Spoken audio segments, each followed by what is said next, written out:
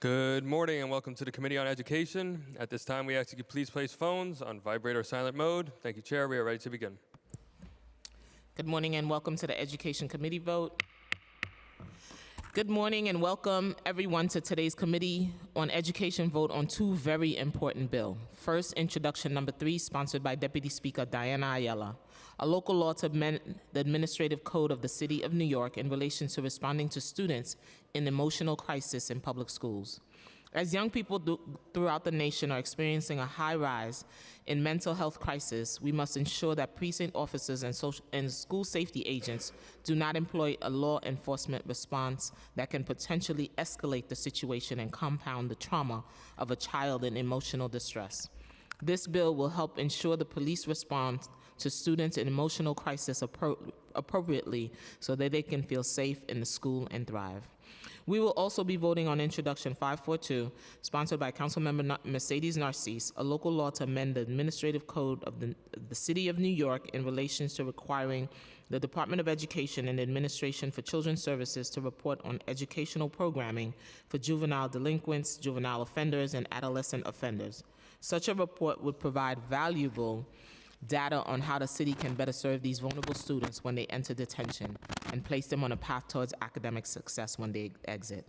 The committee previously heard testimony on Introduction Number 3 as part of an October 25th hearing on new safety initiatives in New York City public schools, and Introduction 542 at our October 13th hearing on education programming in detention facilities. I encourage all of my colleagues to vote yes on these important bills. Councilmember Narcisse, would you like to make a statement? Sure, thank you. Good morning, and thank you, Chair Joseph and members of the Education Committee for considering this bill, NSHO 542A. I believe this legislation will take a big step towards reforming our juvenile justice system. As legislators, it is so important that we collectively focus on the educational needs of our youth in custody. This bill aims to bring transparency and accountability to the educational programming provided to juvenile delinquents, offenders, and adolescents offerings with ACS division facilities by requiring this annual reporting on enrollment services, attendance, and use of restraints. We hope to ensure that confined youth and properly educated, leading to their complete rehabilitation, thus preparing them for a better future. I urge your support to pass this bill and all my colleagues, so we'll further demonstrate our unwavering commitment to the education and welfare of our vulnerable youth. So thank you, Madam. Thank you, Councilmember Narcisse. Deputy Speaker. Oh, thank you, Shaker. That was so sweet of you. So kind. Good morning, everyone. I just want to thank you all for the support on Intro 3A. This bill actually has been in the works for quite a number of years, and I want to thank Bianca Almedina, who's not here, who was my previous ledge staff, who worked on this bill for a number of years with the advocates, and I'm sure lost a lot of sleep over it. But I really just want to talk about the importance of the bill and to reiterate that, for me, this is not an NYPD bill, but rather an acknowledgement that the DOE continues to, utilize and abuse the practice of calling 911 on school children, primarily Black and brown kids in communities like mine, whose first interaction with the police is not a positive one, but rather one that really traumatizes young people unnecessarily. And so I'm hoping that this bill would, prevent the handcuffing of children, but also serves as an introduction or a conversation, opens up a conversation with the DOE about their own internal policies and how detrimental they are to the emotional health of young people in our schools. And so I want to just thank you all because, it's been a labor of love, and it really was born out of a conversation with a person in my district, a mother who has a child that's severely autistic, who lives maybe 2 blocks from the school that her son was attending, and was calling, had conversations with the school about, them calling her when, her child had some sort of, of incident, emotional, distress in the school, and oftentimes it was called after the fact, and when she got to the school, her son was handcuffed to a gurney.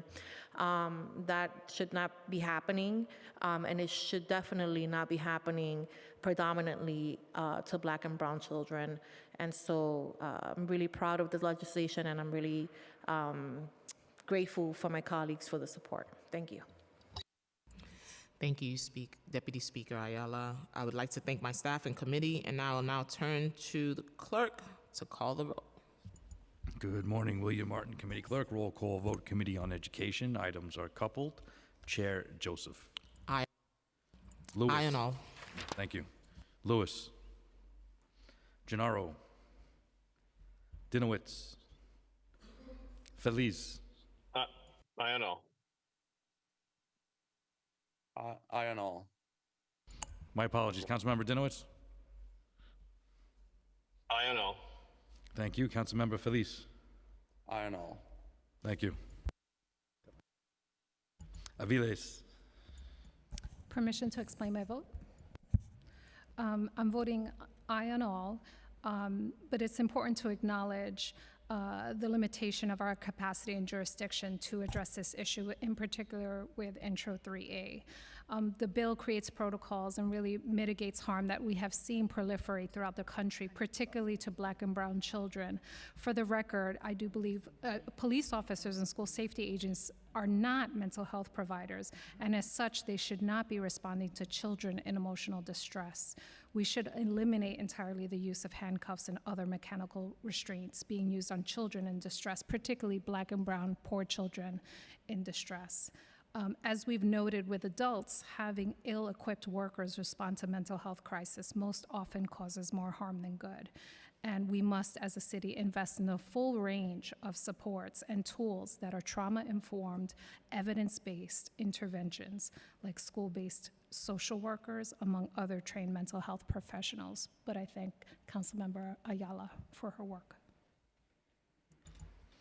De La Rosa. Aye on all. Gutierrez. Hanif. Aye and all. Thank you. Hanks.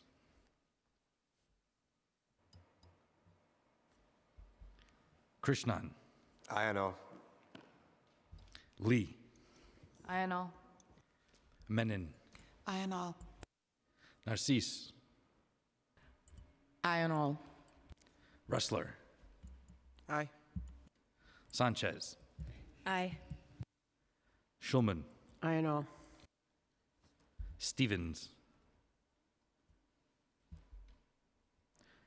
Ung.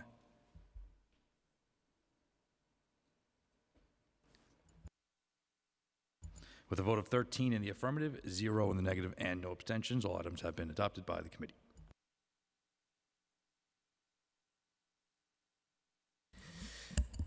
Thank you for all for your votes today. And as a longtime educator, this was a great win for New York City students.